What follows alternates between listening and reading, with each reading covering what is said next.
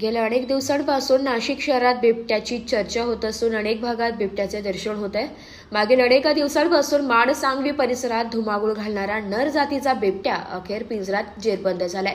या घटनेने शेतकऱ्यांसह परिसरातील नागरिकांमध्ये पुन्हा एकदा भीतीचे वातावरण निर्माण झाले। मंगेश काठे यांनी दिलेल्या माहितीनुसार माड सांगवी 4 नंबर 7 येथे वन विभागाकडून काही दिवसापूर्वी शेतात पिंजरा लावण्यात आला होता। सोमवारी दिनांक 29 सप्टेंबर रोजी मध्यरात्री अलगदपणे बिबट्या पिंजरात अडकलाय। पोलीस पाटील अण्णा गरड बोलतोय।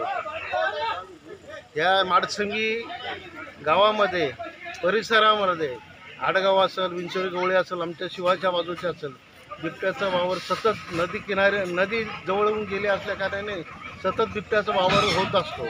आता देखील 1-1.5 महिन्यापासून बिबट्याचा वावर होताच, त्यामुळे पशुधनाचे मोठ्या प्रमाणामध्ये नुकसान झाले आहे। काहींच्या शेळ्या खाल्ल्या गेल्यात, कुत्रे खाल्ले गेलेत, कोंबड्या खाल्ल्यात गेल्यात। पण आज वन विभागाच्या मार्फत पिंजरा लावण्यात आलेला असल्या कारणाने आज नर जातीचा बिबट्या आज पकडण्यात आलेला आहे। त्याच्या समवेत एक मादी व 2 बछडे देखील आम्ही बघितलेलं आहे। तरी वन विभागाला विनंती आहे की पुन्हा आम्हाला पिंजरा लावण्यात यावा। गावामध्ये इतर ज्या कोणत्या धोका असतील ते धोके होऊन टाळावेत, म्हणून वन विभागाकडे आमची विनंती आहे की पुन्हा पिंजरा ह्या गावामध्ये परत लावावा। तसेच परिसरातील गोदावरी नदी येथील डॉक्टर बाबासाहेब आंबेडकर वस्तीवर असलेल्या पशुधनावर काही दिवसापूर्वीच बिबट्याने हल्ला चढवत गायीचा फडशा पाडला असून देविदास गोडसे, रोशन पेखळे, राजू पेखळे यांच्या पाळीव कुत्र्यावर हल्ला करून कुत्र्याला ठार केले होते। दिवसांपूर्वी 4 नंबर 6 येथील बाळासाहेब गोडसे यांच्या घराजवळ रात्रीच्या वेळी बिबट्याने फेरफटका मारून शेजारील श्याम जाधव यांच्या कुत्र्यावर देखील हल्ला करीत त्याला उचलून नेल्याची घटना घडली होती।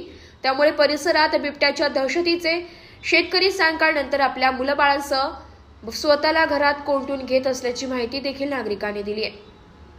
तसेच परिसरात मादी बिबट्याचा आणि 2 बछड्यांचा वावर असल्याची माहिती देखील शेतकऱ्यांनी दिल्याने परिसरात पुन्हा पिंजरा लावण्यात यावा अशी मागणी शेतकऱ्यांनी केली आहे।